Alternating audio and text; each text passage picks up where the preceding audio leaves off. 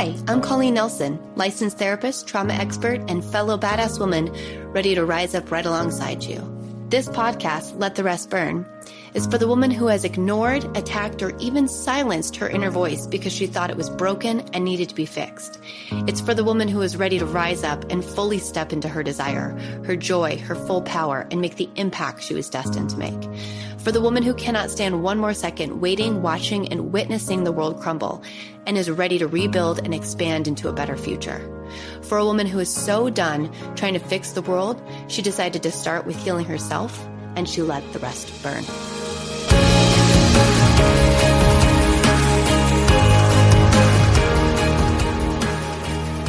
Hi, this is Coco Nelson. Welcome back to Let the Rest Burn. Today I have Holly Shannon on. I'm so excited for her to be here. I met her at PodFest back in January when I was a speaker there, and we have just been chatting ever since. I'm going to let Holly introduce herself because she is a woman of many talents, and I kind of want to dig into that today as part of our talk anyways. So Holly, come on. Who are you? What do you do? Hi, Coco. Welcome. Thanks for having me. I really appreciate it. I've been listening to your podcast, so it's an honor to be on it. So thank you. And I am a podcaster, so I'm a big advocate of women who hold a microphone because I truly believe that women don't get to use their voice enough. So thank you for sharing mine on your platform. But Absolutely. So I would probably say I'm the queen of reinvention, Coco. I have many titles, as we all do. So that doesn't make me special. So yes, I am a mother and a friend and many things. If we look at the career side, I have a long history in the event planning space. Did that around the country for about 15 plus years. And when I had my son, I actually sort of dipped into my creative side. So I was a jewelry designer for probably the better part of a decade.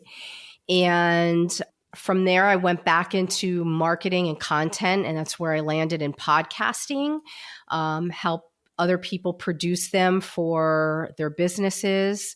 And now I'm sort of leaning a little bit back into that event space and creating retreats for overwhelmed startups and entrepreneurs that are trying to level up really fast. I'm a speaker. I'm a best-selling author. I like to walk a lot in my city and listen to music. I have very eclectic taste. And I collect good people, which is how I found Coco. I love that so much. There's so many different pieces of your roles that I want to dig into, but we're gonna navigate our way there as I typically do on a nice long windy road. I'm here for it. Let's start with my question that I ask everybody, right? Like I love to hear this answer, and then we go from there. So my podcast, I don't know if you know this, but it is from the name of it is from a Glennon Doyle quote in Untamed. I didn't know that, and I read the book, but I didn't remember that. So here, I should have this memorized, but I don't, so I'm going to pull it up. But this is the quote itself. So I'm going to read it to you because I want to read the full thing to you so you understand and then can answer the question based off of this quote. Okay. So the quote is, "When women lose themselves, the world loses its way. We do not need more selfless women. What we need right now is more women who have detoxed themselves so completely from the world's expectations that they are full of nothing but themselves. What we need are women who are full of themselves. A woman who is full of herself knows and trusts herself enough to say and do what must be done, and she lets the rest burn." Wow, that's some powerful shit. I know, right? Glennon is a badass. I know. She is. And like I said, I read the book and I don't recall that piece. I probably need to go back and read it a second time. Wow. That's a lot. Yes. So what did you have to burn so that you could become more full of yourself? What did you have to let burn along your path, along your journey to get to where you are today? So as I mentioned, I've had different job careers, pivots, whatever you want to call them. So what I would say is the burning of the old to allow the new to rise from the ashes has happened to me several times. So if, for example, I look at when I was in corporate and building retreats and boutique hospitality and traveling the country and so forth, when I had my son, I had to let that side of me burn. Like I could not pull the 12-hour days, the travel. I couldn't do all that. My husband at the time was working and traveling extensively, like 230 days a year. So I needed to be home with my son full time. It just wasn't really an option for me. And letting go of that identity was really hard, and it creeps back in. I won't lie, like I was, a product of the big 80s, climbed the corporate ladder. I was making six figures in the work that I was doing. It was very high up. There was a lot of prestige. So you get kind of used to, having a glass of Veuve Clicquot with your boss in the middle of the afternoon because that was the environment I was in. It was really hard to let go of that and become a mom and to immerse myself into what that meant. And I kind of struggled with it in the beginning. I think my son was probably about 3 before I started to really feel like I was a mom, you know what I mean? That I had that maternal side of me because I was the businesswoman. And what happened kind of alongside of that was just a few years in, I started leaning on my creative side, and that's where the jewelry business came in. So it was very interesting how I went from a very masculine side of myself, type A, businesswoman, big 80s, to this, full-on mom, going to the mom groups, infant massage, showing up at, to help with the hot lunch. And I was building now a jewelry business, which is very creative. It's the other side of the brain, as they say. So I would say that would, trying to let that burn, to let go of one thing so that I could allow the other to come to fruition was a big part of me. And like I said, I'm not going to lie, that creeps back in. That's in my DNA. Like I'm hardwired to, work and that type A. So I haven't perfected it, but I've learned to allow to a certain extent, if that helps define that. Yes. No, what I think is really important, and I've talked about this with a couple of other people I've had on here, is just because we let it burn doesn't mean that the embers aren't still, present in our body and our nervous system and our life. And I really love the ebb and flow of, I think, being a fully expressed woman, because that means that we're never quite defined by anything. We're actually evolving consistently and constantly based on the present moment and our needs and the community. We are very relational beings. We're very good at adapting to what we actually need in order to thrive. And the masculine and feminine is so important to kind of dance with. And I say this all the time. I think we are taught one way. Like we need to fit into a box. We need to do it this specific way. We need to pick a role and we need to stay with it. And disruptors and those who decide to let that shit burn end up being a little bit of everything. And never actually fully being quite satisfied, which I don't think being satisfied, I don't think being satisfied is actually ever my goal. I mean, human design wise, I'm supposed to, there are moments of satisfaction. I'll just say that out loud if anyone's listening and they're like, you're a generator, you need to be satisfied, human design aside. But if I am fully satisfied, for me, that feels like I've stopped growing. I want to always have that itch, that poke, that moment of, but what's next? Or what about this? Or what if we expand here? And do you feel like in all of the roles you've done, do you feel like there's still that little poke of what's next? Or how can I expand here? Or, what about this? So, yes, you articulate yourself so well, Coco. I could go on for years with you. This is great. So, without a doubt, The embers are always there. I am a constant creator. I almost cannot shut it down. My notes app on my phone is full of business ideas. I have visions and ideas for other people, which I've spoken to you about. I have a million ideas for you. I can't shut off the marketing brain.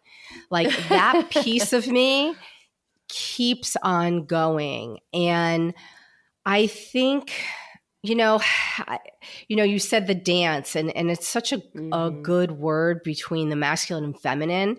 And we're really actually taught that men lead and women follow in a dance. Right. And so I will say my masculine side tries to lead more often than my feminine side. So it is a struggle. But, I think to what you had said where, we adapt when we need to, like we kind of shift back and forth. So, a perfect example of this is, as I mentioned, I had my jewelry design business. I was home with my son. Talk about let the rest burn. I had a house fire and immediately it shut down everything I knew, including the jewelry business that was thriving. So then I had to go sort of back into business mode to rebuild our life and make sure my child, was on track, because he was only 5 when it happened and he was in the middle of it. So he needed as much stability as I could possibly give. So that masculine side kind of came right back in because it is a comfort zone for me. I won't lie. And I had to give up that creative side for quite a while. Lost my mojo from it. It really never really came back. It came back in different ways. I would say maybe podcasting is my new creative outlet. But I think you have to, you have no choice but to evolve in life. And sometimes it's forced on you, like in my case, and sometimes it's by choice. I hope for everybody it's more by choice. But I think whether it's by accident or choice, you will always be building up your resiliency and you'll always be learning more about yourself in the process if you give yourself grace. Yes. Funny thing about choice, I think that everything is choice, right? Life happens, period. Life happens, good, bad, ugly. Then we have a choice. You had a fire, you had a choice. Somebody might be walking down the street and the sun hits them the right way and the song plays the right way and they get inspired. They have a choice, right? Everybody, you get to this moment of when we look at the world as if it is happening to us, right? Like this is happening to me versus this is happening for me. This is where we lose our innate sense of internal power.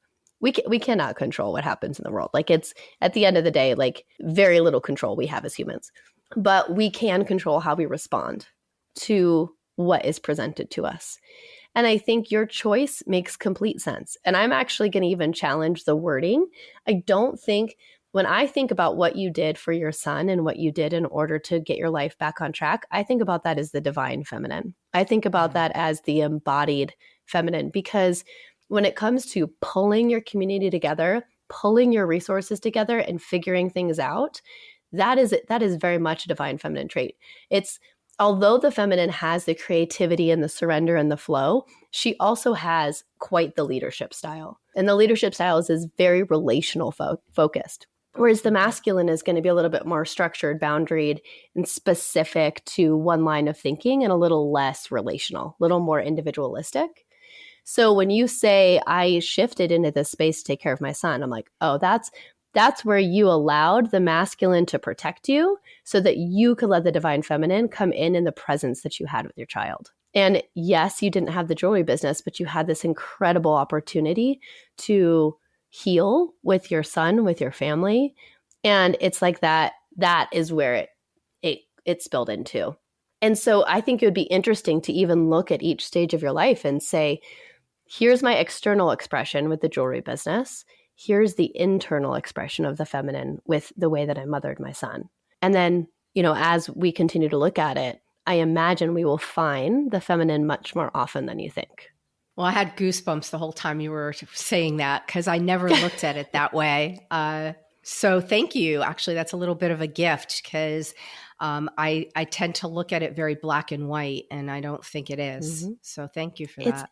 absolutely. I mean, that's what we're here for, right? Is having these conversations to look at things in a way that I feel like is more affirming to what we're really here to do. And when I look at your life and I look at what you've done, we can define it based on the roles you've played. But for me, it's much more than that. And when you think about that like core tenet, right? I have an idea in my head of what this is. I'm not going to lead you to it. I want to hear if you can get there, right? But when you think, it's like my therapist brain. I'm like, I know what this is, though. That's okay. Right. Keep going. I love it. It's a challenge. So I know, right? Door number one, door number two. Door number one. So when you think about what the core piece that threads through all of the things that you do and have done and are inspired to do, what do you think that is for you? Can you ask that question again? Mm-hmm. What do you think is the core thread that weaves its way through all of the roles you've played, all the decisions you've made, all the different versions of Holly? What's the core piece for you? I'm not sure I have an answer for that because it's a tough one, Coco. Mm-hmm. Kind of stumped me a little bit. I feel like a few things come to mind, but they're probably not right. I'm probably going to need you to correct me, but I think definitely like relationships, connection, community, those threads come through. My heart, I'm definitely I'm a very sensitive human being, but I don't think those were the answers you were looking for. And I'm not sure that I answered it correctly. Teacher? So everyone who's listening, this is called the perfectionist archetype. She's demonstrating it for us now. Hello. Right? I'm you, everybody. So here, I'm here for you to get therapy from Coco. I'm just sitting here as the guinea pig. Go for it. It's okay. I love the answer. I don't think I got it right. Tell me. How many times I've actually heard that sentence when I've been in therapy or on this podcast is hilarious. First of all, we want to be your told. life. So no, I know. Tell me what it is. I want to know. I think you hit it. I mean, it's all of those pieces. What I see with all the different pieces of who you are is not only are you about community and you're about relationship, it's like you enhance it, right? So I think about you enter the space, whatever that space is, and you figure out how to shine light to all the places that need to be presented to the world, right? So we'll take your corporate job, okay? If you take your corporate job and you think about it through this lens, how did you go into that space and enhance what was already there to show the world?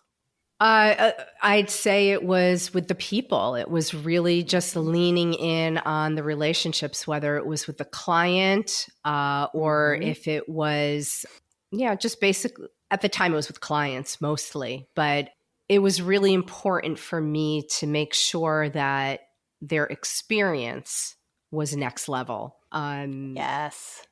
That is something that when they left the retreat or whatever, that they left better than when they came in. Like it was just really important to me that they got everything accomplished that they wanted. So I would say it was probably along that lines. So let's use that word enhancement and let's thread it through, right? So you enhanced their lives. They left with something that they could take into the rest of their lives forever. Then you step into this jewelry business, literally like enhancing people's ability to experience beauty and see something unique and artistic in the expression of beauty and be able to adorn themselves with it, which I think is quite the enhancement. Then we look at motherhood and what you stepped into by enhancing your son's capacity to see the world as a hopeful place and a healing place and not a scary place. And then you step into podcasting and you step into this amazing co-working retreats that you guys are doing. How do you call it? It's not co-working retreats. It's the lab retreat. Lab retreat. Thank you. The lab retreats. Like you're looking at these opportunities and you're like, how can we enhance this experience for the person who's having this? I see that thread through everything. So maybe you're Holly Shannon, the enhancer of life. Right? I'll change that on LinkedIn, my new profile. Right. I will enhance your life in all the ways. Exactly. I really see it. And so when we think about you being your full self, I think it's about recognizing that you get to be whoever you want to be in whatever role you want to be. But it's this thread that comes through of wanting to leave the space better than when you entered it in the first place. Mm-hmm. I like to So help take people. that. Yes. And you do. You do. And I'm curious, of course, my questions are going to go towards some going of the deep, shadow friends. stuff. Always. She's going deep. Always. I'm the resident guinea pig. Come on. You're not alone. So what do you think stops you from being able to be this full version of yourself? What gets in the way? Oh, wow. Self-esteem. Mm-hmm. Self-esteem. How does that play out? What does that mean to you? Right? So self-esteem, when I think about self-esteem, I think about our ability to have confidence in our innate abilities, right? Our ability to trust in ourselves. So what does self-esteem mean to you? For me, it would be not really feeling that I'm everything I should be. And even though I show up 150% to everything, and even though I have had many seasons of confidence, I've also had many seasons of not feeling confident, or maybe some people call it imposter syndrome or whatever. Mm-hmm. And so I'd say that they get on the field and they go to bat against each other. And I'd like to say that as you get older, you become more self-confident and you have more self-esteem. But for me, not so much. So, number one, everybody has imposter syndrome besides narcissists. So if you have imposter syndrome, it's like your little internal check of like, I'm not a narcissist. Just like a little, just so you know, that's like a human check. And I mean like personality disorder. Is that my blue check? That's your blue check, not a narcissist. That's my, exactly. Like I could put that on like Twitter and Instagram and everywhere. Here is I am verified non-narcissistic. Yes. I think we need that actually on Twitter and social media. I think that'd be a really good check mark to have. Sorry, I will happily derail interview. you. No, I love it. I think it's a great idea.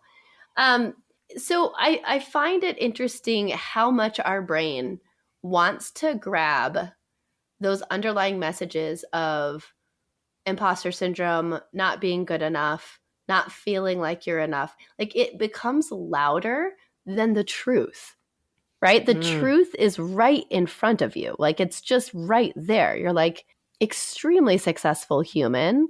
Every day you're interacting with people that you enhance, but our brain loves to pull up all of the evidence in the ways that we're lacking.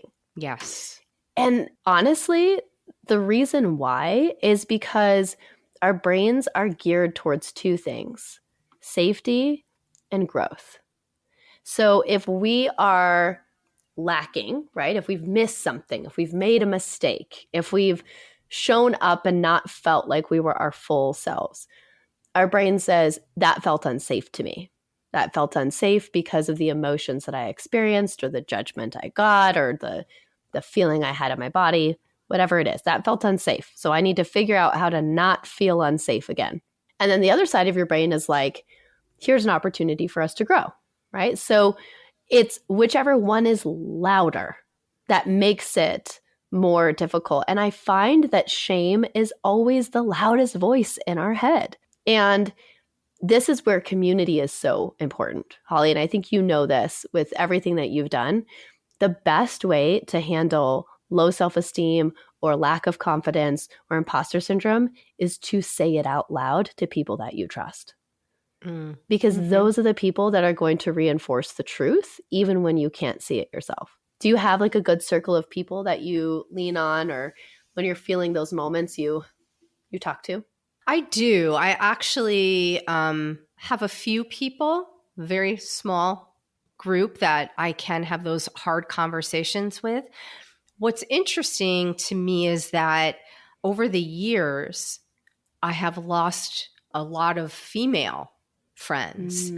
And I would say 50% of them were maybe due to COVID, and I moved out of where I lived into a new area. And I'd say the other 50% were pretty toxic, and I needed to get rid of them anyway. So I don't feel as though I have that circle of friends that are female. And I think that's why I gravitated to you and to your program, actually. Everybody who hasn't bought a ticket to this needs to, by the way. But that was something I was searching for. And I actually said that at the beginning of the year, that I need a female circle that I could count on, that I can like dump in my moment of shame and sadness or low self-esteem, or when I'm not feeling confident. Like I need that, because I've lost that throughout the years. And I think we all lose those circles over time. Maybe you met a bunch of people when you had kids, and the kids had sports together, and you bonded with, the moms, and then the kids grow up and it changes. Like your life just changes. So I do have some people I can talk to. Strangely, they're mostly men. And so I have been seeking the girlfriend collective, and I'm getting there. Yes. So. Ooh, that's a good branding name, the Girlfriend Collective. We'll just put that hashtag. You got it, Coco. Put it in your hashtag, right? The collective. So yes. Here is the painful piece of our generation, the Gen Xers, the millennials. I have yet to see how the Gen Zers are going to deal with this, so we're going to leave them out of it just for a hot minute. But I would say the millennials and the Gen Xers are struggling with this the most. The baby boomers, the women bonded through mutual experience, and they didn't move about as much as the Gen Xers and the millennials have, right? Like there was much more consistency in their lives. And so this is not everybody. I'm making a generalization here for any baby boomers that are listening. And it's like, excuse me. But I find that female companionship and female community is extremely important. And having any sort of community is important, however you identify. But as a woman, it is innate within our evolutionary makeup, right? This is how we have survived thousands and thousands of years of really, really tough times, is together. And when we are left to our own devices, we feel unsafe. When we do not feel like we belong, we inherently do not feel safe. And so our body is constantly looking to the environment to figure out how to recreate safety. And I think that's why we have a high level of anxiety. I think that's why we have a high level of ADHD. I think all of these are connected to this feeling of not belonging that is happening in our generation. And so this is the ultimate shift of how do I handle being my full self? How do I get a step into Holly Shannon, badass? I think you have a book, you're a best-selling author. What? Like, just missed that one, right? Like, how do I do that and feel like I am who I say I am, and I have the support within and the support around me to handle anything that comes? It really is people who see you as your whole self, not just a piece, your whole self. And that requires them to do the same, to ask the same of you. It is a mutual decision. So I see in women's groups all the time, there's either these conversations that stay extremely superficial because nobody wants to talk about the hard stuff or disrupt the norm. Or I find circles that really like live in the darkness. Like there is no path out. They just kind of bond over the darkness. And then I find these really beautiful circles, and this is what I'm cultivating, right? These really beautiful circles where we do life together side by side. We're very real about it. and we see each other in these moments. So then when that shame voice comes up, we can say, hey, Holly, I know you think you're an imposter, but literally 5 minutes ago, I saw you do this, this, and this, which again reinforces to me as someone who is a friend and someone who's observing you in your magic, it reinforces to me that you are very much who you say you are, right? And then you believe it because this person knows you, they see you, and they get your shit, right? So I think you're very wise to want to invest time and energy into cultivating those relationships. Yeah. I think you have to work at it. You do. Go ahead. Yeah. No, what do you think is going to be your greatest challenge in cultivating these relationships? So for those of you that are listening, Holly is joining me in Greece. We still have a couple spots here. Yes. Opa, salud. Woohoo! Oh, it's going to be amazing.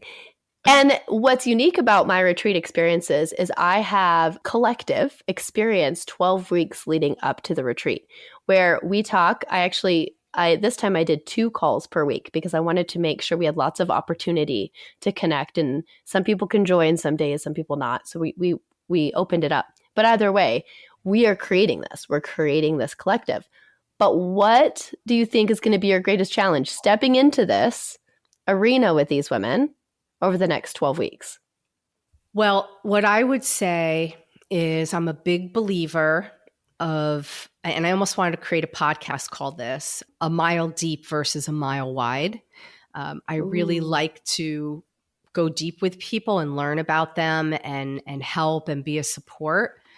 My fear and what may hold me back is, as I mentioned, I came out of some toxic friendships not long ago, and I am very afraid sometimes to share my dirt and my shit because I feel like I lost friends, what I thought were friends. They're obviously not, but I lost people because I show everything, and they weren't comfortable with it. So they in turn either said things that made me feel weak or they were passive aggressive.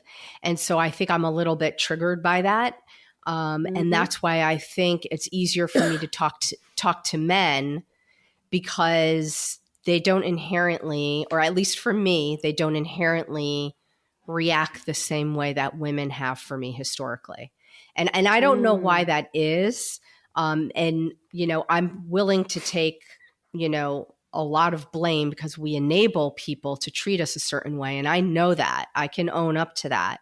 But that side of me that wants to make everybody's lives better, I do that at a cost to myself. Like I want to make sure somehow I can make that friendship work, or I could help them, or I could be there for them and show them I am a good friend, only to get shit on, basically. You're going to have to put E on here because I keep swearing. Sorry. Oh, mine is always explicit. Okay. I say fuck every 5 minutes. You're fine. Okay. All right. Fine. It's always been. Yeah. So I probably just unpacked like 50 things that you could dissect there, but I'm excited to go deep with a group of women who have signed up to do exactly that.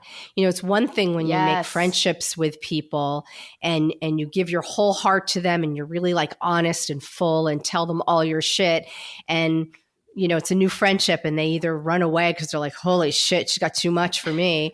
Or they stay because they're like, wow, this person is really genuine and they're putting their whole self on their sleeve. The fact that you have put together this retreat with women who are entering the ring with that in mind was very appealing to me because I have the chance to allow myself to be vulnerable and not have somebody throw it back in my face. Yes. It's a safety that's created when you do it in a therapeutic group, that you get to practice in that arena and know I am going to hold everybody accountable, right? Like that's my job. My job is to make sure that nobody is an asshole. But we'll all show our asses, but nobody's going to be the asshole. So I got pretty tight ass. I'm up for it. Yes, exactly. I love, we're bopping in and out of depth and, you know, some humor. I love it. Sick humor. It's literally how I talk in my sessions too. I'm very real and I swear often. So I actually want to highlight this because I don't think you're unique in this experience, but you are also unique in this experience. So I'm gonna caveat that. You're not unique if you're part of my world. People are listening to my podcast are like, I hear you, Holly. The ones that are not listening to my podcast, that would never listen to my podcast, they're the ones who wouldn't get it. I'll be honest, right? Because, okay, so I describe it as a mirror. For you, I'll describe it as like you are like the flashlight. Okay, so if I'm the mirror, you're the flashlight. I'm going to give you a bunch of different metaphors here, and it's going to be so fun. Just go on the ride with me for a second. I walk into a room, and I'm a mirror. People immediately see themselves reflected back because I'm not projecting. I'm just, that's how I've always been. And so when people see that and they see their truth and they see me not projecting, it can be a natural repellent. Like they will run as far as they can away from me because they really want to project and mask who they are. And it's extremely unappealing to be around me when you are that way. And I have done enough work on myself to now be like, I'll see you soon. See you in about 3 months. Right? Or like, I hope this is an opportunity for you to learn. But for a long time, I adapted and chameleoned myself and turned my mirror off so that I could try and fit in or keep a friendship. So I definitely identify with that, Holly. I know what that feels like. And we have two very important needs as humans, the desire to self-express and the desire to belong. We will deny our self-expression for belonging every time. Yes. And so I want both. This is what Let the Rest Burn is about. Like, I want both. I want you to self-express and I want you to get a sense of belonging. And this is where we have to, this is your ownership, right? Where you say, I'm going to learn how to be fully self-expressed and find my place of belonging and let everybody else who cannot see me as my true self burn. And I, metaphorically, right? No, like, I know what you mean. Make sure everybody else does. Poof. It's just a Harry Potter moment. Poof. Right? Oh God, Harry Potter's so good. So that's my one metaphor. I want to hear your thoughts, and then I'm going to give you a second metaphor that I think is really important for anybody listening as well. So how does that feel to think about it from a sense of like, so you're the flashlight. So you're enhancing, you're like, hey, these are all these things here that would be really amazing if you amplified. And they're like, oh my God, in shining the flashlight, my shadows are also illuminated. So not only are you showing me where I can enhance, but you're also showing me my shit. And I'm not sure I'm in a space where I can see all of that right now. And so then they, again, project back on you, or they grab the light, they ignore the shadow, and then later they throw it back at you. So it becomes this really convoluted relationship where really you're just shining up and giving them a gift, but they're using it to manipulate a bit. Yeah, those were the toxic friends. Yeah, 1,000%. Yes. Mm-hmm. Yes. Yes. And so then you feel horrible because the stuff they're throwing back at you was maybe very intimate or scary things or things you were ashamed of that you never thought somebody would like put in your face like, hey, here you go. And so, yeah, what you said. Yes. You articulated it better. Sorry. So again, your words are extremely valuable as well. And your interpretation might be something that somebody listens to and says, oh, she simplified it or summarized it, or she said it right in a way that I need to hear. So careful the way that you shame yourself for speaking the way you're speaking, because in reality, your words have value. They're just different words, right? So I'm going to just step in and be the shame blaster every single time. No, you're right. I mean, and even if you put it in simplistic terms, there's different way, someone can present you with a math equation and you can learn two different ways to solve it. And one way your brain might understand the mechanics better than the other way. And so you're really asking me to repeat what you said, but in my own words, because people who are listening, they will probably understand what you're saying, but maybe there's a few people that will understand it in my terms. If I understand it correctly, that's what you're saying. Yes. And having you receive it, right? Part of this podcast is I have solo episodes where I talk at people, right? But one of the things that I really love about interviews is it's like, we're digging into some deep shit. People who go to therapy, when they hear another person talk on a therapeutic podcast like this, they're like, oh, I'm not alone.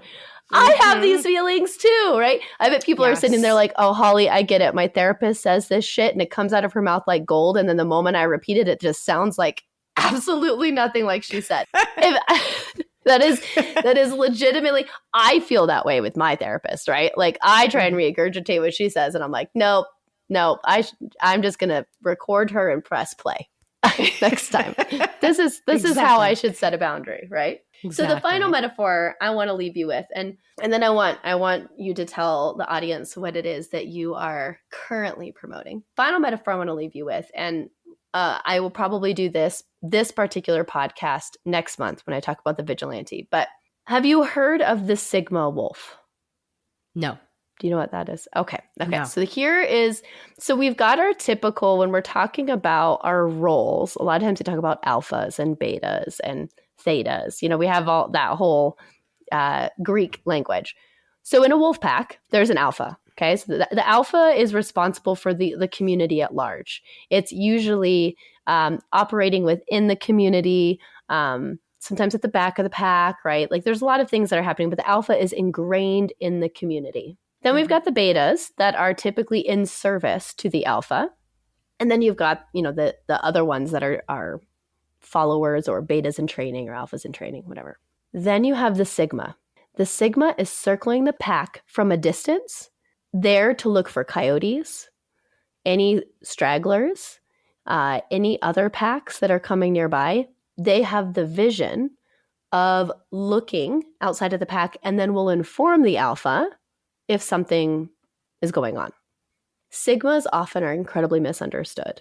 And they're usually the ones that walk in and be like, hey guys, there's a pack of coyotes. We got to move from this amazing meadow that we're in. I know y'all are napping and it's like so glorious.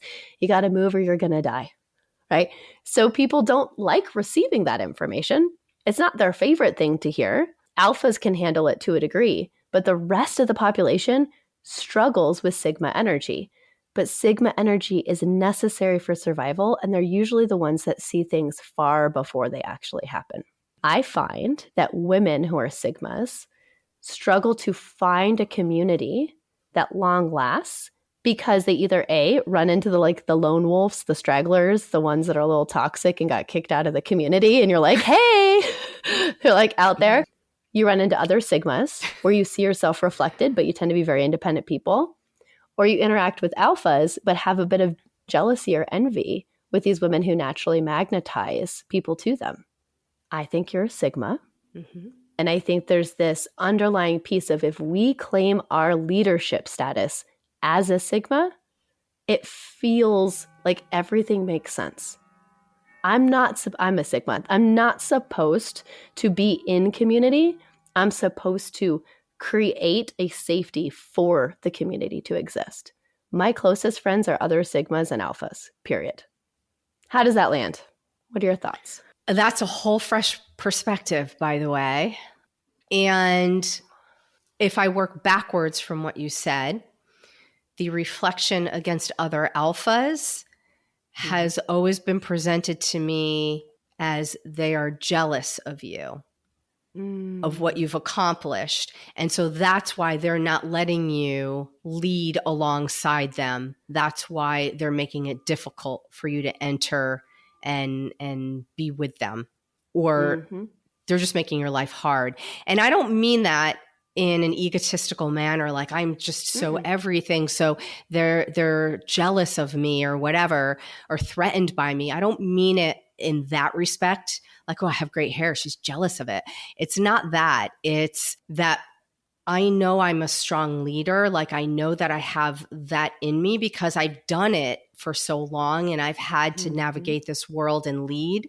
So I think that if I'm to work backwards from what you said, I would probably say that that's where I run into the problem. And then if I work to the other end, being on the outskirts, watching what's happening. And I think there's a lot of truth to that, because as we were talking about earlier before we pressed record, I am that person who is always full of ideas. I see a lot of trends and I have visions of grandeur for a lot of people. And so I always want to share it with them. And some people are strong enough to receive it, and some people are not. Yes. So here's the piece that Sigmas struggle. We try to be alphas. We stay too long. Nobody wants us to walk alongside them after we just told them that they have to leave the meadow that they were really excited to sleep in. We deliver the information and we leave. Okay? Because what ends up happening is we try and make friends with the type of woman or the type of person that we need to be informing, which means there is a little bit of a hierarchy. They are equals. The alpha and the sigma are equals. But if the sigma says it's time to go, the alpha listens. So what ends up happening is when we don't step into our full power as a sigma, the alpha sees us as either competition for the alpha role. Like, okay, if you're not a sigma, then you want to be an alpha and you cannot. This is my ship. I'm riding this. It's like the difference between a consultant and a CEO. If I'm going to walk in as a consultant and I'm talking to the CEO and I'm telling them, you need to do this, this, this, and this, I'm not also trying to step alongside and co-CEO with them. And so, and anytime we try and create a sense of belonging with an alpha or a CEO, it can look like that. It can feel like that. So the goal is to have your own magnetism that kind of pulls people into your world that are excited about being alongside you and doing a life alongside you, but don't need you to be their very best friend. They want you, right? And so it's about attracting other sigmas. It's about recognizing a healthy alpha versus an unhealthy one. And I love using this language because I really think it helps people understand it's not really about me. It's about a lot of people being misaligned and not figuring out how to step into alignment. And the sigma's job is to point out where you're misaligned. Hey, no, I think it's fabulous. Yes. Sorry. And no. You can interrupt with that anytime. But so this is, and for anybody listening, like I said, I'll do a full podcast episode on this a later time and talking about my own life, and I'll dig into it more personally. But I want people to understand that whether you're an alpha, a sigma, a beta, a theta, or figuring out where you belong, mostly why we struggle is when we don't feel like we can be our full expressed selves. And the more comfortable you get with that, the easier it will be to find a place of belonging. We just haven't been taught that in our society. We've been taught to self-sacrifice and people please in order to belong. And that just isn't actually what happens. And so, ask yourself the question, how can I be more self-expressed today? How can I be more of myself? I am another sigma. So when I met you, I was like, oh, she's fabulous. There was no threat in my body. I just was curious about you and wanted to get to know you more. There was nothing there that created a reaction in me that was like, I need to prove myself to Holly, or, Holly's better than me. It was just like, I'm curious about this woman. Right. So there's and we can dig into it more another time, just, one-on-one and stuff. But it would be really curious to go through these relationships that you've had with these women and be like, okay, where does she fit? Is she a misaligned alpha? Is she another sigma that hasn't claimed her power or her leadership? Is she really a beta? Betas are super annoyed by sigmas. They're not fans of us. Okay, because we mess up their alpha. We come in and disrupt the status quo, and they're like, I organized this whole meadow gathering, and you just fucked it up, right? Like, they do not like us. And they give us the most shit. But at the end of the day, if a beta understands why you're doing it, they can get in line and they can accept it and move forward. Okay, I love Holly, tell us. Yeah, thanks. It's sigma energy it's definitely saved me a lot of pain and grief. Really understanding my role in female groups has been powerful. So where can we find you? What are you currently doing? What are you offering? How can we get into your world? So I'm doing a few things because, as I've mentioned, I'm multifaceted. As you should. As you should, yes. So you could always hit my website at hollyshannon.com. And right now I'm building out exclusive retreats for entrepreneurs, freelancers, startups. It's really an immersion program for 6 days where we get you in there. It's like, 9 months of YouTube University, if you will, and everybody learns and teaches, and you leave empowered and ready to like focus on your business. So it's great for business strategy and for all the little things you've been looking to learn. And that's thelabretreat.com. And I'm on all the socials. Feel free to follow me if you want, so that way I can learn who you are. And be sure to listen to Coco's back episodes because I've been listening to it and I'm learning a lot. And come join me on her retreat because it's going to be amazing. I can't wait. So thank you, Coco, for all that you're doing. And I'm so thankful that I found you. You have no idea, because I've been looking for somebody who would help me dissect all of this shame and all these things that I struggle with so I can have a healthier life. So thank you. Well, it's an honor, honestly. And I know that you're also going to enhance my life as well. When I'm like rich and famous, we're going to go back to this moment and do a podcast episode and be like, guess what? I healed all of Holly's trauma and then she made me uber successful. Co-created success, ladies. You got it. You got it. It's that girlfriend collective. We're here for it, right? We are here for it. It's going to be international. We'll put it on the vision board. Absolutely. Well, at least the podcast is starting to give you broader reach. That's something else that I do. I help people build podcasts, but something that was always really important to me is that women have a way to share their voice. And as you can see, Coco's doing that. It's a democratized platform. You don't have to ask permission to have a podcast, especially if you've been asking for permission to have a seat at the table. You don't have to do that here. And you will be heard all over the world. And I'm sure you're starting to see, just looking at your show, how many countries you're probably already picked up in. So keep it up. Ooh, I need to actually figure out how to do that. So I'll show you. When I stop the recording, let's talk about it. Like, yes, how do I do you that? got it. You got it. Holly, thank you so much for being on. It was an absolute pleasure. I don't think this will be the last time that you're on this podcast. And maybe we'll chat after Greece and all the transformation that was possible. Absolutely. Have a wonderful rest of your day, everybody. Thanks. Thank you for listening. And until next time. Thank you so much for listening. I appreciate every single second that you chose to set aside for you and the impact that you're going to have on the world today. To be inspired, to be seen, and to hold space starts with the very actions we take with ourselves. Look at the show notes for more information. Like and subscribe and share with friends if you feel inspired to. And as always, let the rest burn.